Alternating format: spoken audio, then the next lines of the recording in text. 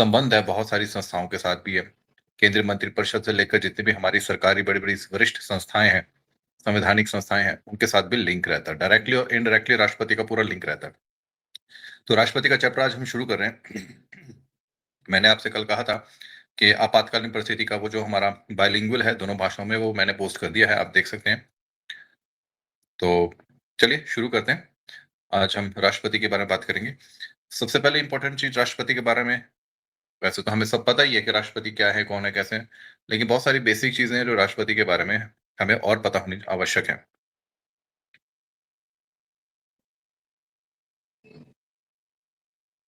राष्ट्रपति का सबसे इम्पोर्टेंट चीज़ हमें राष्ट्रपति के चैप्टर में जो पढ़ना है वो ये है कि राष्ट्रपति जो हैं, वो जो संघ की कार्यपालिका होती है, संघ की जो कार्यपालिका होती है उसके अंतर्गत आते हैं।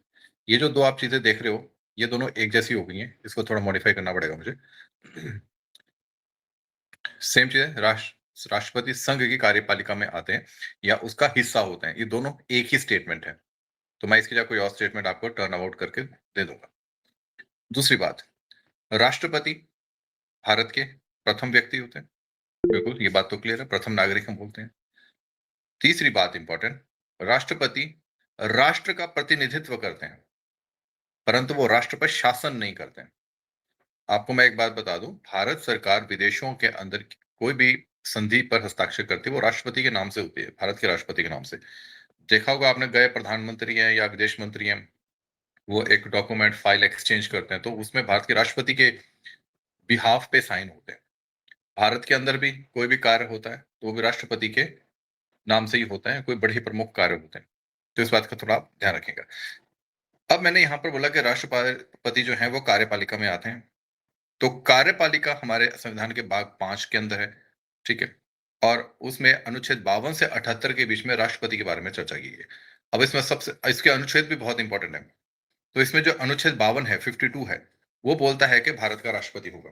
वो भारत के राष्ट्रपति के होने की बात करता है। ये एग्जाम में आ चुका है पहले भी एक बार। भारत के राष्ट्रपति के होने की बात करता है, यानी कि भारत के राष्ट्रपति। इसमें सर आपसे एक मिनट रुकना। हाँ जी, सर शिवानी का कुछ डाउट आपसे पूछना चाहते हैं। हाँ जी। सर क्या मतलब थोड़ी जो टर्म्स है वो आप इंग्लिश में भी यूज कर सकते हो? मुझे थोड़ा मतलब समझ में नहीं आ रहा फिर। इंग्लिश में भी, हाँ मैम जैसे इंग्लिश में भी आएगी, अभी स्लाइड अभी आगे आएगी। आप चाहते हैं कि मैं इंग्लिश हिंदी दोनों में बोलूं? हाँ जी, जैसे जो स्पेसिफिक वर्ड्स है ना, जैसे कार्यपालिका जैसे बोल रहा है या ऐसा कुछ। Okay, yes sir. ठीक है। तो इसमें कार्यपालिका का मतलब है एग्जीक्यूटिव।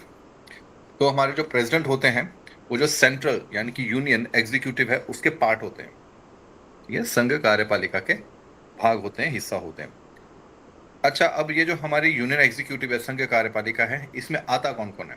इसमें आता है पहले तो राष्ट्रपति, भारत के राष्ट्रपति, भारत के उपराष्ट्रपति, प्रधानमंत्री, प्रधानमंत्री का जो मंत्रिमंडल होता है वो आता है, और एक महान्यायवादी होते हैं, उसको बोलते हैं advocate general, sorry attorney general of India. ये 5 लोग आपको पता होने चाहिए। ये 5 आते हैं, राष्ट्रपति, उपराष्ट्रपति, प्रधानमंत्री, यहां तक 3 ठीक हो गए। अब प्रधानमंत्री का एक मंत्रिमंडल भी होता है, वो भी इसमें आता है, और एक अटॉर्नी जनरल होता है जो भारत सरकार का वकील होता है, अटॉर्नी जनरल ऑफ इंडिया, महान्यायवादी। ये पांचों के पांचों जो हैं वो यूनियन एग्जीक्यूटिव संघ कार्यपालिका के भाग हैं, इकट्ठा ग्रुप है इनका, ठीक है। अब एग्जाम को मद्देनजर रखते हुए, उसको फोकस में रखते हुए, यहाँ पर मैंने भारत के राष्ट्रपतियों की, ये हिंदी में नहीं है, ये इंग्लिश में ही है, और इसमें कोई ज्यादा डिफिकल्ट नहीं है समझना। तो भारत के जो प्रेसिडेंट है उनके बारे में यहाँ पर लिस्ट दी गई है, इंपॉर्टेंट है। इंपॉर्टेंट किस पॉइंट ऑफ व्यू से? यहाँ पर जो डिस्क्रिप्शन है, विवरण है, उसके अंदर कुछ चीजें लिखी गई हैं, तो उस पर आप थोड़ा फोकस करेंगे। थोड़ा सा मैं बता दूं, जैसे डॉक्टर राजेंद्र प्रसाद भारत के पहले राष्ट्रपति रहे। वो 1952 से 62 तक रहे हैं, सबसे लंबे समय तक भारत के प्रेसिडेंट रह चुके हैं। वो 2 बार, सबसे लंबी, क्योंकि 5 साल का कार्यकाल होता है एक राष्ट्रपति का, तो वो 2 बार लगातार राष्ट्रपति रहे। और यही नहीं, यही डॉक्टर राजेंद्र प्रसाद जो थे, संविधान सभा जो हमारी कॉन्स्टिट्यूट असेंबली थी, उसके भी प्रेसिडेंट रह चुके हैं, इलेक्टेड प्रेसिडेंट रह चुके हैं। उसके बाद भारत के जो दूसरे प्रेसिडेंट बने वो बने सर्वपल्ली राधाकृष्णन, डॉक्टर सर्वपल्ली राधाकृष्णन, जिनको डॉक्टर एस राधाकृष्णन के नाम से जाना जाता है। वो 62 से 67 के बीच में रहे, इन्होंने अपना कार्यकाल पूरा किया। फिर जाकिर हुसैन 67 से 69। आप यहाँ देखोगे हार्डली 2 साल का ही कार्यकाल है। और एग्जाम में क्वेश्चन क्या बनता है, ऐसे भारत के वो कौन से राष्ट्रपति हैं, पहले राष्ट्रपति जिनकी अपने कार्यकाल में मृत्यु हुई। तो ये जो मिस्टर जाकिर हुसैन है, ये सबसे कम समय तक भारत के राष्ट्रपति रहे। और ये ऐसे पहले भारत के फर्स्ट प्रेसिडेंट ऑफ इंडिया हैं जिनके अपने ऑफिस में यानी कि अपने टर्म के दौरान डेथ हो गई। तो ये एग्जाम में आता है, तो उसका आंसर है जाकिर हुसैन। फिर है वराहगिरी वेंकटा गिरी, शॉर्ट फॉर्म में इनको वीवी गिरी बोलते हैं फेमसली। वीवी गिरी एक्चुअल में उपराष्ट्रपति थे। जब यहाँ पर जाकिर हुसैन राष्ट्रपति था तो वीवी गिरी उपराष्ट्रपति थे। और ऐसा होता है कि जब कभी भी राष्ट्रपति की मृत्यु हो जाए, फॉर एग्जाम्पल राष्ट्रपति की मृत्यु हो जाए, तो एकदम से तो नया राष्ट्रपति का चुनाव हो नहीं पाएगा, तो सडन डेथ। तो टेम्परेरी पीरियड के लिए वाइस प्रेसिडेंट ऑफ इंडिया, उपराष्ट्रपति जो होते हैं, वो प्रेसिडेंट की पोस्ट पर बैठ के उनका कार्यकाल, उनका काम संभालते हैं। और वो भी 6 महीने तक, उससे ज्यादा नहीं, क्योंकि इस 6 महीने के अंदर नए राष्ट्रपति का इलेक्शन हो जाता है। तो वीवी गिरी को जो था कुछ समय के लिए, जैसे मान 2 महीने के लिए जो है राष्ट्रपति बनाया गया। और इस समय में फिर क्या डिसाइड हुआ कि वीवी गिरी को ही उन्होंने आगे राष्ट्रपति कंटिन्यू कर दिया। हो सकता है उनको कोई नहीं एलिजिबल लगा कि वीवी गिरी के अलावा, तो उन्होंने फिर वीवी गिरी को ही राष्ट्रपति बना दिया, आगे कंटिन्यू कर दिया। 69 से 74 के बीच में रहे। ठीक है जी। उसके बाद आते हैं फखरुद्दीन अली अहमद, 74 से 77। इनके साथ भी यही दिक्कत है। ये दूसरे ऐसे भारत के प्रेसिडेंट थे जिनके अपने टर्म के दौरान ऑफिस में डेथ हो गई। और ये वही व्यक्ति हैं जो इंदिरा गांधी द्वारा लगाई गई नेशनल इमरजेंसी 1775 के अंदर, उस समय ये राष्ट्रपति थे, इन्होंने ही यस किया था आगे नेशनल इमरजेंसी के लिए। ठीक है जी, यहां तक आई होप क्लियर होगा। नेक्स्ट बात करते हैं नीलम संजीवा रेड्डी की। ये सबसे यंगेस्ट प्रेसिडेंट इंडिया के रह चुके हैं। और इनका जो इलेक्शन है, मींस इनके ऑपोजिशन में कोई व्यक्ति खड़ा नहीं था, तो इनको बिना किसी ऑपोजिशन के ही चूज कर लिया गया, सबने स्वीकार कर लिया था। ज्ञानी जैल सिंह 82 से 87। रामास्वामी वेंकटरमण 87 से 92। इनको कॉपर प्लेट यानी कि ताम्र पत्र से सम्मानित किया गया था, क्योंकि इनका कंट्रीब्यूशन रहा है भारत के फ्रीडम स्ट्रगल के अंदर। फिर डॉक्टर शंकर दयाल शर्मा 92 से 97 तक। फिर के.आर. कोचिरिल रमन नारायणन यानी कि के.आर. नारायणन 97 से 2002। जिनका मैं नहीं बोल रहा हूँ जी, उनका लिए कोई विशेष महत्व नहीं है विवरण पढ़ने का। फिर डॉक्टर एपीजे अब्दुल कलाम 2002 से 2007 तक ये भारत के राष्ट्रपति रहे, भारत रत्न भी हैं। इनको मिसाइल मैन भी कहा जाता है। हमारा जो बैलिस्टिक मिसाइल का जो प्रोग्राम है वो सारा इन्हीं का दिया हुआ है। प्रतिभा पाटिल 2007 से 2012 भारत की पहली महिला राष्ट्रपति, और ये सबसे काला कार्यकाल माना जाता है राष्ट्रपतियों के सूची में, क्योंकि इनका कार्यकाल बहुत ज्यादा अच्छा नहीं था। प्रणब मुखर्जी 2012 से 2017, इनको मृत्यु उपरांत भारत रत्न भी मिला है। रामनाथ कोविंद हमारे पहले जो राष्ट्रपति है फॉर्मर, और अभी हैं श्रीमती द्रौपदी मुर्मू जो अभी भी भारत की राष्ट्रपति है। आगे बढ़ते हैं। राष्ट्रपति जैसा एक इतना महत्वपूर्ण संवैधानिक पद जो है, उसके लिए किसी व्यक्ति को चुनने के लिए कोई सिस्टम तो होना चाहिए, क्योंकि राष्ट्रपति के चुनाव में भारत की जनता तो भाग लेती नहीं है, तो कुछ तो सिस्टम होगा। तो जी एक ग्रुप है जिसको मंडल बोल सकते हैं, उसको निर्वाचक मंडल बोलते हैं। ये ग्रुप होता है सांसदों का और विधायकों का। ये एक इलेक्टोरल कॉलेज है, इट इज अ ग्रुप जो कि एमपीज और एमएलएस का बना होता है। तो राष्ट्रपति के चुनाव के लिए जो एमपीज और एमएलए हैं वो वोट करते हैं। किसी को राष्ट्रपति चूज करना है तो एमपी और एमएलए वोट करते हैं। अब पहले पहले क्या होता था, राष्ट्रपति का चुनाव लड़ने के लिए बहुत सारे लोग सदस्य इकट्ठे हो जाते थे, 10-15। ठीक है, 10-15 लोग इकट्ठे हो जाते थे। अब दिक्कत क्या होती थी, वैल्यू गिर जाती थी किसी पोस्ट की। अब ज्यादा लोग हो जाए एक पोस्ट पे तो पोस्ट की वैल्यू गिर जाएगी, उस चीज को करने का खर्चा भी बढ़ जाएगा, दिक्कत भी हो जाएगी। तो हुआ क्या, एक ऐसा सिस्टम किया गया कि लोग राष्ट्रपति चुनाव के लिए आगे आए। आम जनता में से नहीं कोई आगे आता, वो ऑब्वियसली कोई पॉलिटिशियंस वगैरह ही होते हैं जिनका लिंक होता है, क्योंकि राष्ट्रपति चुनाव लड़ने और जीतने के लिए आपको सपोर्ट चाहिए होता है। आपको एक सपोर्ट चाहिए होता है। वो सपोर्ट कहां से आएगा, एमपी और एमएलए से आएगा आपको। तो उसके लिए क्या होता है, फिर ये अब जो ट्रेंड लेटेस्ट ट्रेंड चला है उसके अनुसार एक इलेक्टोरल कॉलेज होगा, वो इलेक्टोरल कॉलेज जिसमें एमपी और एमएलए होंगे, ये वोट करेंगे राष्ट्रपति के लिए। अब और एक ऑपोजिशन से होता है व्यक्ति और एक रूलिंग से होता है, ठीक है, एक ऑपोजिशन से होता है, एक रूलिंग से होता है। ऑब्वियसली बात है, जिसको जो ज्यादा प्रेफर करता है, जिसको जो व्यक्ति ठीक लगता है, उसी को ज्यादा वोट पड़ेंगे, तो इस हिसाब से वो व्यक्ति जीतता है। इसके अंदर एमपीज और एमएलए के वोट की कुछ वैल्यू होती है, वैल्यू में एक नंबर होता है, संख्या होती है, ठीक है, जैसे 1 रुपए की वैल्यू कुछ होती है, 10 रुपए की वैल्यू कुछ होती है, 100 रुपए की वैल्यू कुछ होती है। इस प्रकार से हर वोट की एक वैल्यू होती है। राष्ट्रपति का ये जो चुनाव है, इसको करवाता है भारत का निर्वाचन आयोग, इलेक्शन कमीशन ऑफ इंडिया। ये भारत का राष्ट्रपति का चुनाव करवाते हैं। एक चीज मैं बता दूं, ये टॉपिक आज कंप्लीट नहीं होने वाला, थोड़ा लंबा टॉपिक है, अभी इसको सिर्फ समझते हुए चलो, अभी इसका सिर्फ इंट्रोडक्शन ही लो, है क्या ये थोड़ा बहुत। राष्ट्रपति के अब इलेक्शन के अंदर कौन कौन पार्ट लेता है, वेरी इंपॉर्टेंट। पहली चीज, आम जनता नहीं होती, वो तो बाहर ही होगी, क्योंकि ये बात आपको समझने की जरूरत है कि प्रेसिडेंट का इलेक्शन जो है वो इनडायरेक्ट इलेक्शन होता है। इनडायरेक्ट इलेक्शन वो होता है जिसमें देश की जनता पार्ट नहीं लेती है। डायरेक्ट इलेक्शन जो होता है उसमें देश की जनता पार्ट लेती है। जैसे स्टेट गवर्नमेंट के एग्जाम बोल रहा हूँ, स्टेट गवर्नमेंट चूज करने के लिए इलेक्शन होते हैं विधानसभा के, या लोकसभा के जनरल इलेक्शन हर 5 साल बाद होते हैं, तो जिसमें जनता खुद आगे आके वोट डालती है, वो होते हैं डायरेक्ट इलेक्शन। इनडायरेक्ट इलेक्शन क्या होते हैं, जहां पे जनता वोट नहीं कर रही है, जनता ने जिन लोगों को आगे चुना है वो आगे वोट कर रहे हैं फर्दर। तो राष्ट्रपति के चुनाव में कौन पार्ट लेता है, लोकसभा और राज्यसभा, जो कि हमारे पार्लियामेंट के दोनों हाउसेज हैं, लोकसभा और राज्यसभा के इलेक्टेड मेंबर्स, चुने गए सदस्य, वो भाग लेते हैं। दूसरा, हमारी जो स्टेट गवर्नमेंट की असेंबली यानी कि विधानसभा है, लेजिस्लेटिव असेंबली है, उनके चुने गए मेंबर्स, साथ ही साथ यूनियन टेरिटरीज, वो यूनियन टेरिटरीज जिनकी विधानसभा है, उनके चुने गए सदस्य, ये लोग भाग लेते हैं राष्ट्रपति चुनाव के अंदर। अब वो यूनियन टेरिटरीज कौन सी हैं जिनकी विधानसभा, एक तो है लेटेस्ट अभी जम्मू कश्मीर, एक है दिल्ली, एक है पुडुचेरी। तो ये 3 यूनियन टेरिटरीज पार्ट लेती हैं प्रेसिडेंशियल इलेक्शन के अंदर। ये बात क्लियर है जी, आगे चलें।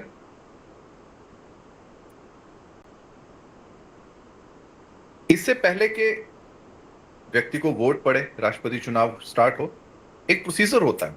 वो प्रोसीजर क्या होता है, जैसे फॉर एग्जांपल मैंने राष्ट्रपति चुनाव के लिए खड़ना है, तो उसके लिए क्या होगा, उसके लिए मुझे लोगों का समर्थन चाहिए ना। वो लोग कौन है, एमपी एमएलए, ठीक है, ध्यान रहे वो इलेक्टोरल कॉलेज एमपी एमएलए का, तो मुझे एमपीज और एमएलए का सपोर्ट चाहिए।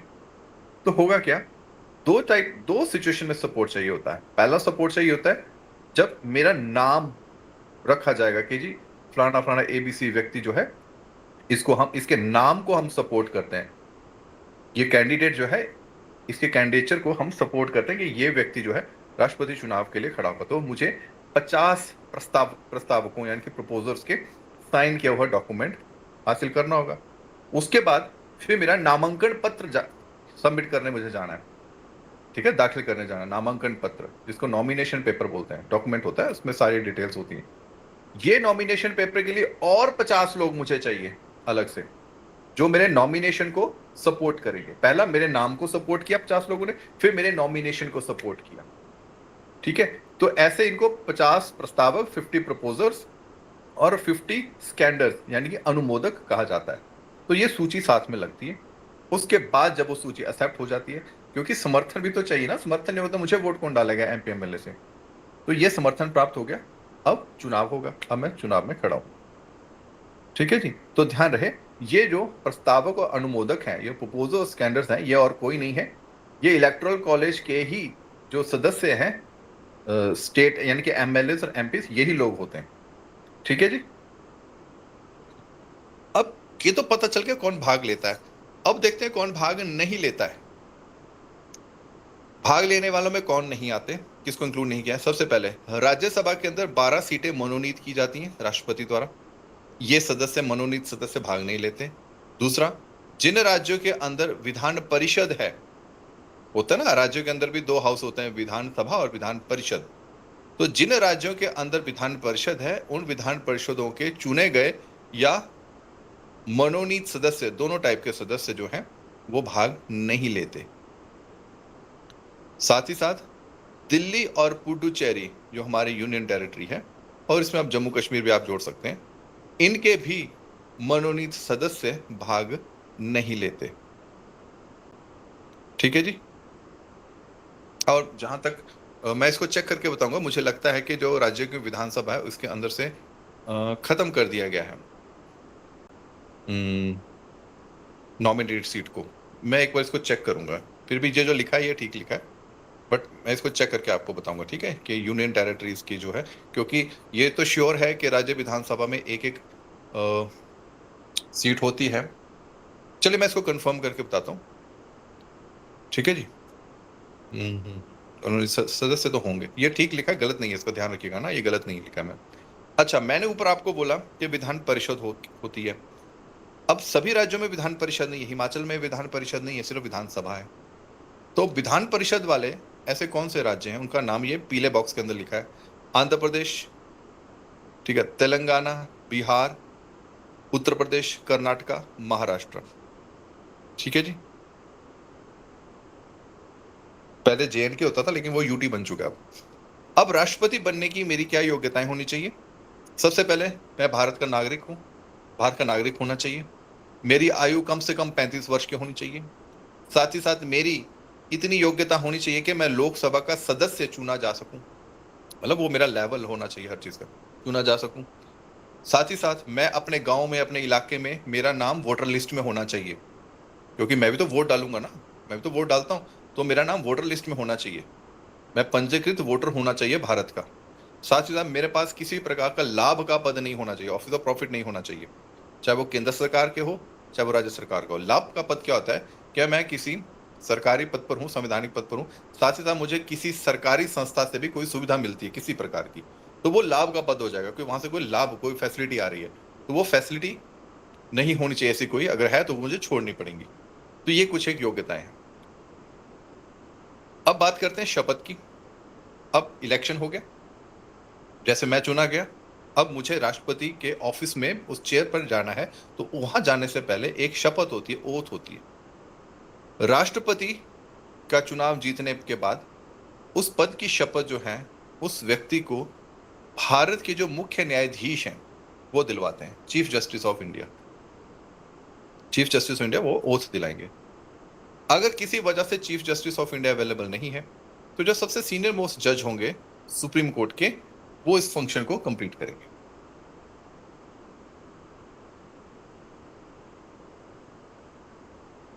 अब एक चीज जरूर देखने वाली है, हमारे संविधान के अंदर, कॉन्स्टिट्यूशन के अंदर प्रेसिडेंट को कहां पोजीशन किया गया है, कहां स्थान मिला है। जैसे मैंने आपको बताया आर्टिकल 52, अनुच्छेद 52, यहां नहीं लिखा है, मैं से बोल रहा हूं वर्मन, राष्ट्रपति की पोजीशन होगी, पद होगा, इसके बारे में बात की गई है। आर्टिकल 53 क्या कहता है कि यूनियन गवर्नमेंट की जितनी भी एग्जीक्यूटिव पावर है, जितनी भी संघ की जो आपके कार्यपालक शक्तियां हैं, वो सारी की सारी प्रेसिडेंट के पास होंगी, लेकिन प्रेसिडेंट उनको अपनी मर्जी से यूज नहीं कर सकते पावर्स को, वो डिसीजन नहीं ले सकते।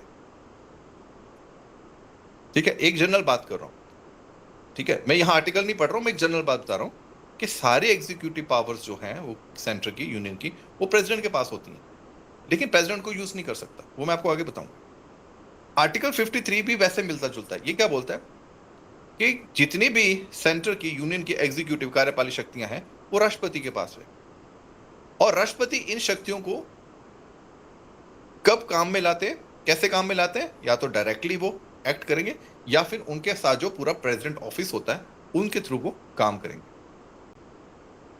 आर्टिकल 74 क्या कहता है? मिलता जुलता है, ध्यान से सुनना।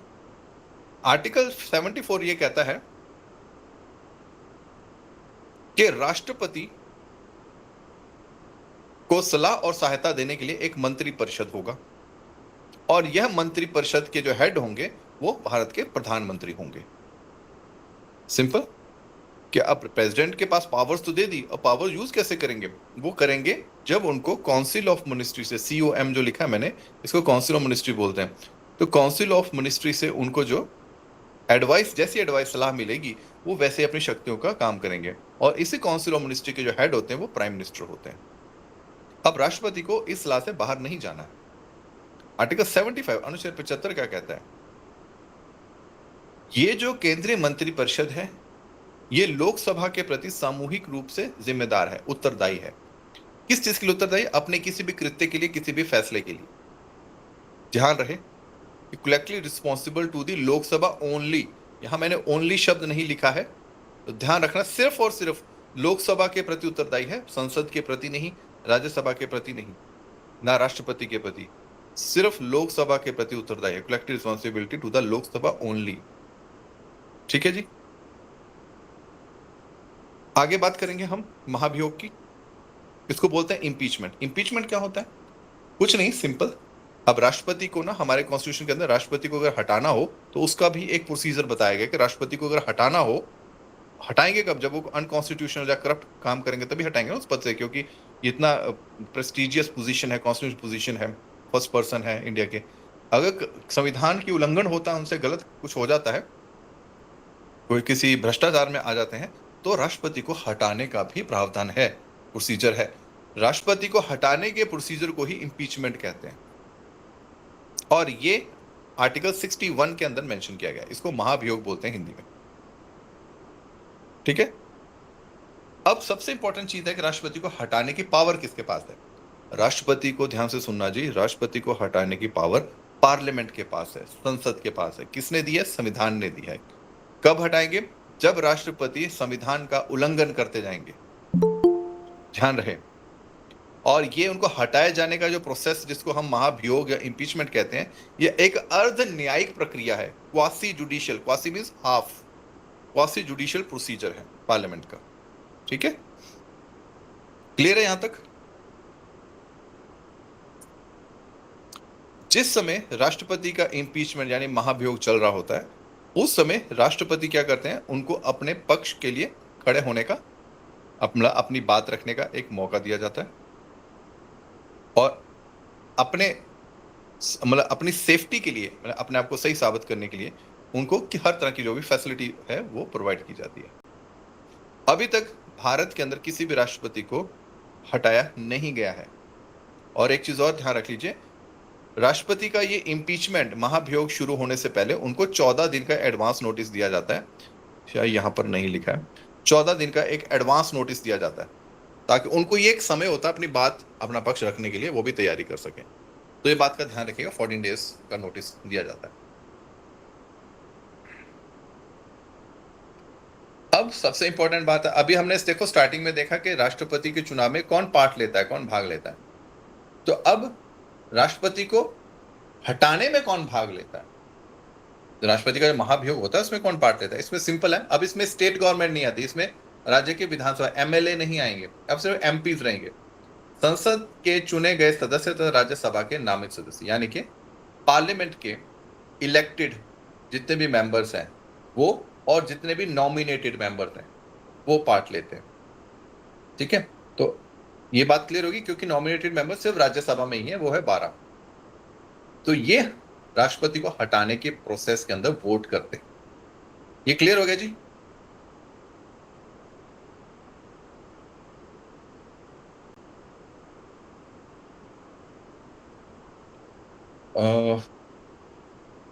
इसमें आपको नहीं जाना है, इसको आप छोड़ सकते हैं, ये स्किप कर दीजिएगा। स्लाइड आपको पीडीएफ मिल जाएगा, आप पढ़ लीजिएगा, बट ये एग्जाम में नहीं आएगा आपको। और आज लास्ट में मैं यहां पर रुकूंगा। राष्ट्रपति का पद कब कब खाली होता है, यानी कि राष्ट्रपति का, प्रेसिडेंट का ऑफिस कब कब वैकेंट होता है, ये आर्टिकल 62 में बताया गया है। ऐसी सिचुएशंस बताई गई जब राष्ट्रपति की पोजीशन खाली हो सकती है। पहला, कोई व्यक्ति अपना राष्ट्रपति का कार्यकाल 5 साल का पूरा कर ले, तब होता है। लेकिन इसमें एक बात समझने वाली है, जब भी किसी व्यक्ति का राष्ट्र एज ए प्रेसिडेंट कार्यकाल पूरा हो रहा होता है, उससे 1 या 1.5 महीना पहले ही नए राष्ट्रपति का चुनाव हो जाता है। ऑन द स्पॉट चुनाव नहीं होता है, पहले चुनाव हो जाता है, क्योंकि ये पोजीशंस कुछ ऐसी होती हैं जिनको आप एक दिन के लिए भी खाली नहीं छोड़ सकते। जैसे राज्यपाल हो गया, गवर्नर हो गया, प्रेसिडेंट हो गया, आपके तीनों सेनाओं के आर्मी चीफ हो गए, आर्मी, नेवी, एयरफोर्स, तो ये पोजीशंस कभी वैकेंट नहीं रहती। दूसरा, अगर जो प्रेसिडेंट है वो त्याग पत्र दे दे, रेजिग्नेशन दे दे, तब भी सीट खाली होगी। अब रेजिग्नेशन किसको देते हैं? वाइस प्रेसिडेंट ऑफ इंडिया को। या फिर उन्हें हटाने के लिए एक प्रोसेस शुरू कर दिया जाए, तो वो हटा दिया गया उनको, तो सीट खाली हो गई। या फिर उनकी अनफॉर्चुनेट डेथ हो गई तो सीट खाली होगी। या फिर सुप्रीम कोर्ट ने ये अपनी इन्वेस्टिगेशन में ये बताया कि भाई इनका जो इलेक्शन था वो फ्री एंड फेयर नहीं था, गड़बड़ी थी, तो इनका जो राष्ट्रपति पद का जो चुनाव है वो रद्द किया जाता है, तो वो भी गया, फिर सीट खाली हो गई क्योंकि वो चले गए। ठीक है जी, ये इंग्लिश में है तो यहां पर ये हिंदी में भी दे रखा है। एक चीज का आप थोड़ा ध्यान रखेंगे, जब राष्ट्रपति, जैसे मैं राष्ट्रपति हूं, मेरा 5 साल का कार्यकाल पूरा हो रहा है, अब मेरी जगह जो नए राष्ट्रपति बनेंगे वो ऑलरेडी इलेक्ट हो गए हैं, तो ऐसे सिचुएशन के अंदर वाइस प्रेसिडेंट प्रेसिडेंट का रोल नहीं निभाएंगे। वाइस प्रेसिडेंट कब प्रेसिडेंट का रोल निभाते हैं, कब प्रेसिडेंट की पोजीशन में बैठते हैं, जब प्रेसिडेंट को हटा दिया जाए या उनकी डेथ हो जाए या वो रिजाइन कर दें या फिर उनके इलेक्शन प्रोसेस को गैर कानूनी डिक्लेयर कर दिया जाए सुप्रीम कोर्ट द्वारा। क्योंकि ये चीजें सडनली हुई ना, तो नए राष्ट्रपति के चुनाव की तो कोई तैयारी थी नहीं, तो सडन हुआ। तो जब भी कोई चीज सडन हो जाती है और सडनली पोजीशन खाली हो जाती है, उस समय के अंदर वाइस प्रेसिडेंट ऑफ इंडिया जो है वो प्रेसिडेंट की पोजीशन पर बैठते हैं 6 मंथ्स तक, उससे ज्यादा नहीं। इस 6 मंथ्स के अंदर ही नए राष्ट्रपति का इलेक्शन हो जाना चाहिए और वो अपनी पोजीशन पर बैठ जाते हैं। ऐसी सिचुएशन में जो भी व्यक्ति नया राष्ट्रपति बनता है उसको अपना फ्रेश 5 साल का टर्म कार्यकाल मिलता है। ठीक है जी।